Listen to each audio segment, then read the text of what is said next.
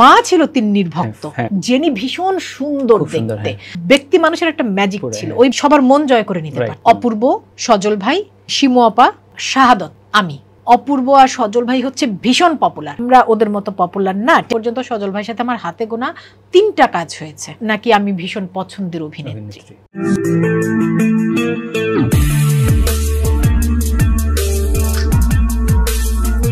তোমাদের এই মুভির নামটা নীলপদ্ম, খুব ভালো লাগছে। পৃথিবীর অনেকগুলো দেশের সিনেমা দেখানো হচ্ছে, এই উৎসবে নীলপদ্ম প্রথম মুক্তি পাচ্ছে। এই সিনেমাটাতে আমার যুক্ত হবার ঘটনাটাও খুব ভালোবাসার একটা ঘটনা। গল্প চরিত্র শোনার পর আমি আসলে চোখ বন্ধ করে রাজি হয়ে গেছি তৎক্ষণাৎ। নীলাকেই প্রতীকী অর্থে নীলপদ্ম বলে সম্বোধন করা হচ্ছে। এই কাজটা করতে গিয়ে আমি দারুণ সব সহশিল্পী পেয়েছি। এই কাজটা করেছি, আমরা শুটিং করেছি দৌলতদিয়াতে, নিষিদ্ধপল্লী, যেটা না যৌনপল্লীতে। আমার এর আগে কখনো শুটিং এ যাওয়া হয়নি, এই প্রথমবার গেলাম। কোশ্চেনটা আমি কেন করলাম, বিকজ তোমাকে যখন এখানে কাস্ট করা হয়েছে বললা, আমি টাইমটা জিজ্ঞেস করছি কেন, তুমি বুঝছো কেন আমি জানি না, আমি বলে দিচ্ছি কেন। বিকজ তোমার এই যে ট্রানজিশন পিরিয়ডটা শুরু হয়েছে, লাইক ওয়েট লুজের যে তোমার জার্নি, দেন ফটোশুটস এর যে জার্নি, সেটার পরে ডিড ইউ থিঙ্ক যে সজল বা যে কেউ তোমাকে কাস্ট করছে এই ক্যারেক্টার জন্য ভাবছে because of your photoshoot, because of your journey, এবং ওরা দেখছে ক্লোজলি, ডিড ইউ থিঙ্ক যে আচ্ছা বোল্ড, রুনা বোল্ড আছে এখানে, ওকে ভালো লাগতেছে এরকম একটা জার্নি ওর আছে, এবং she has done some bold photoshoots, এই ক্যারেক্টারে রুনাকে পারফেক্ট লাগবে। ডু ইউ থিঙ্ক দ্যাট, তোমার মনে হচ্ছে যে এই জন্য হতে পারে? আচ্ছা, তাহলে আরেকটু গল্পটা বলি। ছিটকিনির কথা বলছিলাম বারবার। ছিটকিনির পরিচালক সাজিদুল আওয়াল, এবং তিনি ঢাকা থিয়েটার করতেন। তিনি আমাকে ফোন করে বললেন যে রুনা, আমি একটা সিনেমা করতে চাই। আমি আসলে জানতাম না, মানে আপনার সাথে যেহেতু আমার পরিচয় নেই, আমার কোনো কাজ সম্পর্কে আপনি জানেন না, আপনার নাম্বারটা আমাকে দিয়েছেন আফজাল ভাই, আফজাল ভাই ঢাকা থিয়েটার করতেন। সাজিদুল আওয়াল তার ডাকনাম ছিল শামীম। শামীম ভাই যখন সিনেমাটা নিয়ে আফজাল ভাইয়ের সাথে আলাপ করেছেন, আফজাল ভাই বলেছেন যে এই চরিত্রটা তুমি রুনাকে নাও। আফজাল ভাইয়ের কাছ থেকে নাম্বার পেয়েছেন এবং আমার সাথে যোগাযোগ করেছেন, তারপর সেই কাজে যুক্ত হওয়া। তো সজল ভাইটা এখন যেহেতু আসলে নীলপদ্ম নিয়ে আমরা অনেক প্রমোশনের মধ্যে আছি, সজল ভাইয়ের প্রসঙ্গটা বারবার আসছে, আফজাল ভাইয়ের প্রসঙ্গটা সে সময় এত আসেনি। তো এই ভালোবাসার ঘটনা আমার জীবনে এটা দ্বিতীয়বার। হ্যাঁ, ভালোবাসার ঘটনা আমি এই জন্য বললাম, সজল ভাই বা আফজাল ভাই তারা কেউই ছিটকিনি বা নীলপদ্মের সাথে যুক্ত নন, তারা অভিনয় করেননি, তারা প্রডিউসার নন, কোনোভাবেই এই ছবির সাথে তাদের কোনো সম্পৃক্ততা নেই। আরেকজন পরিচালক একটা সিনেমা বানাবে, তোমার সাথে আলোচনা করেছে, তোমার মনে হয়েছে যে এটাতে হতে পারে, এটা দুটো কাস্টিং এভাবেই হয়েছে। আর তুমি যে প্রশ্নটা করেছিলে সেটার উত্তর দিচ্ছি।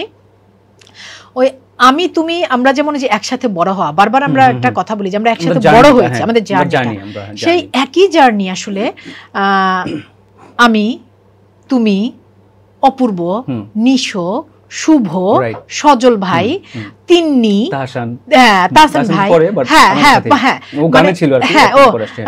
তারপর ধরো তিন্নি, সে সময় জেনি, আমাদের কিন্তু একসাথে কাজ শুরু করা, একসাথে বড় হওয়া। আজকে তিন্নি নেই, মানে তিন্নি দীর্ঘদিন কাজ করছে না, দেশের বাইরে আছে, হ্যাঁ কানাডাতে আছে। সেই জন্য আসলে কিন্তু আমি যতবার কথা বলি আমার কিন্তু বারবার তিন্নির প্রসঙ্গ আসে, কারণ আমরা একসাথে কাজ শুরু করেছি। ইভেন আমার মা ছিল তিন্নির ভক্ত, হ্যাঁ, মানে আমাদের ধরো জেনি ভীষণ সুন্দর দেখতে, আর তিন্নিও ভীষণ সুন্দর, কিন্তু ওর একটা না ছিল, ম্যাজিক ছিল, মানে ক্যামেরা বা ও ব্যক্তি মানুষের একটা ম্যাজিক ছিল। ওই ম্যাজিক দিয়ে ও বাবা মা, তখন তো শুটিং এ আম্মা যেত, ওই সবার মন জয় করে নিতে পারতো। তো যে এই গল্পটা বলতে চাচ্ছিলাম, সে সময় 2006-এ আমরা আলভি আহমেদের একটা সিরিজ করি, যদি ভুল না করে থাকি সেটা RTVতে সম্ভবত প্রচার হয়েছিল, আমার চ্যানেলটা আছে, যাই হোক ভুলে গেছি। সেই সিরিজে 5টা চরিত্র এবং 5টাই প্যারালাল চরিত্র, অপূর্ব, সজল ভাই, শিমু আপা, শাহাদত, আমি। এর মধ্যে তখন অপূর্ব আর সজল ভাই হচ্ছে ভীষণ পপুলার, শিমু আপা ভীষণ পপুলার, শিমু আপা অপূর্বরা, সজল ভাই ওরা জাহাঙ্গীরনগরে, সুমায়া শিমু, হ্যাঁ, শিমু আপা ওরা জাহাঙ্গীরনগরে পড়ে, হ্যাঁ। আর আমি শাহাদত, আমরা আসলে দুজনেই থিয়েটার করি, কিন্তু আমরা ওদের মতো পপুলার না, টেলিভিশনে ওদের মতো পপুলার না। কিন্তু সজল ভাই আমাকে সেদিনও বলছিল যে তুই ডায়লগ ডেলিভারি দিতি, তুই একটা করে শর্ট দিতি, আমি তাকিয়ে তাকিয়ে দেখতাম। আমি বলি সজল ভাই তুমি কি বলো? বলি কি হ্যাঁ, মানে এবং সজল ভাই এই কথাটা সারা জীবনে সেই আড্ডা থেকে 2006 থেকে এই পর্যন্ত সজল ভাইয়ের সাথে আমার হাতে গোনা 3টা কাজ হয়েছে, 3টা। এরপর আমরা একটা নেপালে শুটিং করেছি গোলাম সৌরভ দোদুলের একটা সিরিজে। যতবার সজল ভাইয়ের সাথে আমার দেখা হয়েছে, বিভিন্ন অনুষ্ঠানে দেখা হয় না, সজল ভাই সবসময় আমাকে বলেছে যে তার নাকি আমি ভীষণ পছন্দের অভিনেত্রী, সেটা সে সবসময় বলেছে। এবং যে কাস্টিংটার কথা তুমি বললে এটা আসলে একেবারে, এবং ওই যে আড্ডার শুটিংয়ে সজল ভাইয়ের সাথে আমার যতবার দেখা হয়েছে তার মধ্যে একটা বড় অংশ জুড়ে থেকেছে যে তিনি আমার অভিনেতা হিসেবে আমাকে কতটা পছন্দ করেন, আমার কাজ কতটা পছন্দ করেন। তো ওই যে ওই চরিত্রের নির্বাচনের জন্য সজল ভাইয়ের মাথায় ওটাই কাজ করেছে যে এই চরিত্রের জন্য যে অভিনয়টা দরকার সেটা রুনার, সেটা জন্য রুনাকে লাগবে, এই জন্য তিনি কাস্ট করেছেন। নীলপদ্ম ডান, আমরা অন্য প্রসঙ্গে যাব।